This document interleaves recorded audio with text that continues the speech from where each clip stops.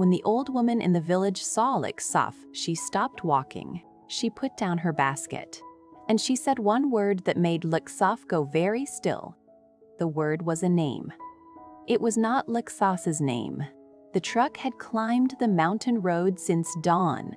6 hours of switchbacks of mist clinging to cliff edges of small wooden bridges that creaked under the wheels. Uncle Dung had driven the first 3 hours. Jack had taken the second 3. Tu Tien sat in the back beside Lingsok, who had not spoken since they passed the second waterfall, but who had also not stopped looking out the window, eyes wide, lips slightly parted, like a person who had walked into a memory she did not know she had. "Have you been here before?" Tu Tien asked quietly. Lish shook her head. "No, never." "Then why do you look like you have?" Nfart statters. V touched the plaid scarf on her head. The green, purple, pink, teal pattern had faded over the years, but she still wore it. She had worn it every day since she was 16. "I don't know," she said. The Book Neve came into view at the curve of the road. 20 wooden stilt houses scattered across a green slope, smoke rising from 3 or 4 cooking fires, children running barefoot down a dirt path, and at the center, a flat clearing where a single black bull stood tied to a wooden post, calm, chewing slowly. "That bull," Uncle Dicheng said quietly. "That bull is the reason we are here. Today was the Luf Kong Bo, the bull ceremony, once a year, every year. This bind chose one bull and gave thanks to the mountain spirits for the harvest, for the children, for the women who had carried life through another winter. The meat would be divided and given first to the pregnant women, then to the elderly, then to everyone else. Uncle Deem had a cousin in this bunch. Anne had a cousin in this bunch. He had brought them because he had said, only the night before, Lunks needs a place where someone will give her something instead of taking from her." The truck stopped at the edge of the clearing. Jack got out first. Tu Tien helped Lung Chat down.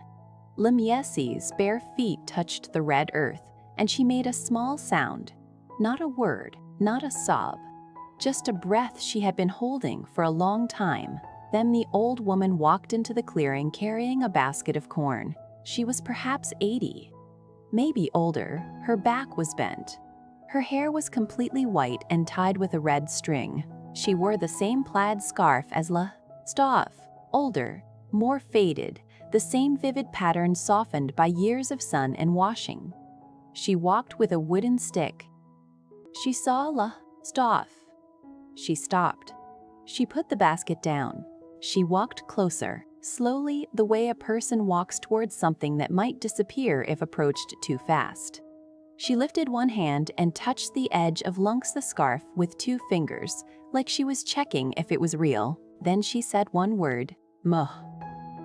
"Muh, Fro Seal." "That is not my name," Le Huant whispered. The old woman did not seem to hear her. She was still looking at the scarf. Her eyes were very wet, but no tears fell, the way old eyes are when they have already cried out everything they had years ago and there is nothing left but the wetness itself. "Ma," the old woman said again. "Shal sa ba, shal ba ba, ma. You came back." Tu Tien stepped forward. "Ba fa Etienne. This is our friend. Her name is La Sa. Maybe she looks like someone you knew. Sa. Maybe she looks like someone you knew." The old woman finally turned her face toward Tu Tien. Her eyes were sharp despite their age. She studied Tu Tien for a long moment. Then she looked at Jack standing a few steps back. Then she looked back at Liksop, at Likskar's scarf, at Likskar's belly, at Liksar's face. "Look at her eyes," the old woman said in a voice that was not asking. Tu Tien looked. Nu's eyes were a color she had never thought about, not dark brown like Tu Tien's, not black. A faint amber, gold around the iris when the sun caught them. Tu Tien had never noticed because Luxem rarely looked up. "That is the color of my daughter's eyes," the old woman said quietly. "My daughter, who was lost.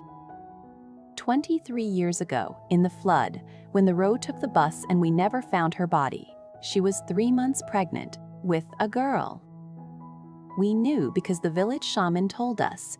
She touched Lu shaman told us days. Scarf again. My daughter wore this scarf the day she went down the mountain.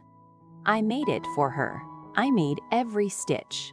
Lips Tom hand went to her own scarf. She pulled at the corner. There was a small embroidered red flower in the inside seam. A tiny one, almost invisible. Lips Tom had never thought about it. The old woman saw the flower. She closed her eyes. Yes, she whispered. That is mine. Behind Lisha, Tu Tien had both hands pressed over her mouth. Jack stood very still. Uncle Dush and had taken off his hat. Soph was not crying. Look, was holding very still, like a person who had spent her whole life balancing on the edge of a wall and someone had just told her there was solid ground on the other side, and she was afraid to step. I don't understand, Liskell said softly. Come, the old woman said. Eat first. There is time. The bowl is for you. The Bookworm women had cooked for 2 days. There was sticky rice steamed inside bamboo. There were small clay pots of pickled mustard greens. There was rice wine in tiny carved cups. There was a soup with pieces of fresh herb floating on top that Ly Tu Tien had never seen but somehow recognized the smell of. The bowl had been blessed at sunrise before they arrived. The meat was already being prepared. The pregnant women of the Bu Nair, where 3, including Lytutien, were given the first portions on banana leaves without being asked. A young woman with twin braids put a leaf in front of Lytutien. See, she smiled. She pressed Luxao's shoulder gently. She said something in a language Luxao's did not speak, but Luxao's nodded anyway, because the woman's hand on her shoulder was warm and did not feel like a threat. Tu Tien sat beside Luxao's on the wooden bench. Jack sat on Luxao's other side. They ate slowly. Luxao ate the way she had eaten Jack's burnt eggs 6 days ago, like every bite was a thing she did not deserve and was being given anyway. Halfway through the meal, Lux said quietly, Sister, yes. My adoptive mother, the one who raised me, she told me once that she found me at a bus station when I was small. She said no one came for me. She said she did not know my real family. Ness paused. She told me not to ask questions, so I never did. Are you angry with her? Lust fought for a long time. No, she said. She fed me, she raised me, she sent me to school. The man she married hit me once, and she made him leave that night. She is not the woman who hurt me. Look toward the old woman across the clearing. But all my life I felt like I had a window inside me with the curtains closed, and I never knew there was a room behind it. Jack reached over and squeezed Lytien's once. He did not say anything. He had learned in the past week that Lytien's the way other people needed words.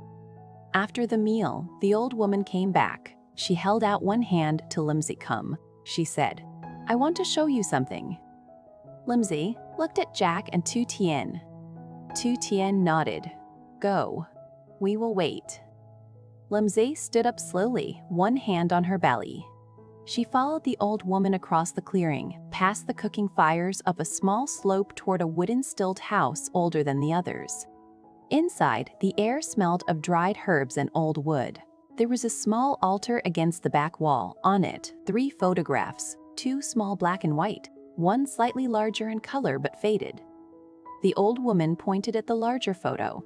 A young woman, maybe 25 years old, smiling, with the same plaid scarf wrapped on her head.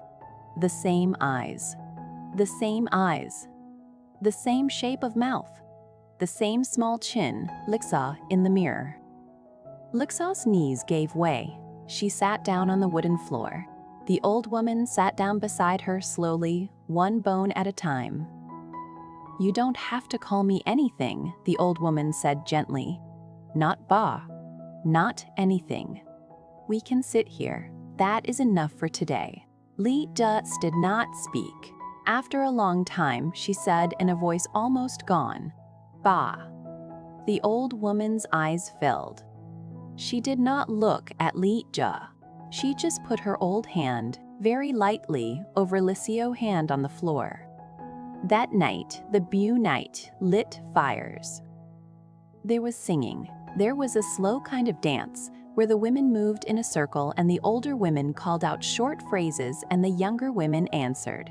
The young woman with twin braids took Ly's hand and pulled her gently into the circle, not forcing, just inviting. Ly moved at the edge, slowly, both hands under her belly. She did not know the steps. The other women did not seem to mind. Tu Tien stood at the edge with her arms crossed against the cold mountain air. Jack stood beside her. They watched lytutien in the firelight, dancing in slow, careful steps with women she had not known existed 12 hours ago. "Jack," Tu Tien said softly. "I know. This is the first time I have seen her smile without checking around her first." Jack nodded. He did not trust his voice. If you've made it this far, comment home below. I want to know who's been with us through all of Lytutien's journey. I read every single one tonight, and tonight especially. Around the fire, the dance continued. Then Ly stopped suddenly. She put both her hands flat on her belly. Her eyes went huge. The young woman beside her said something in the village language, concerned. Ly shook her head, smiling, half crying. "She kicked," Lung said. "She kicked. For the first time. She kicked." The old woman heard. She came forward slowly with her wooden stick. She put her hand light as a leaf on Lux's belly. She closed her eyes. She nodded once. "Good girl," she said softly. To the baby, not to Lumpsis. "Good girl. You came home with your mother." Tu Tien turned her face into Jack's shoulder.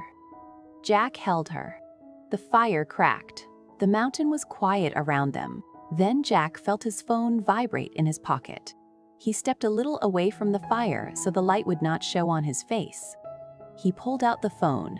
The signal was weak, 1 bar. But a message had come through. Uncle Deng was at the bottom of the mountain, by the truck.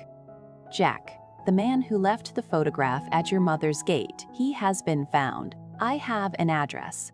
But I need you to sit down before you read what I'm about to send. Are you sitting?"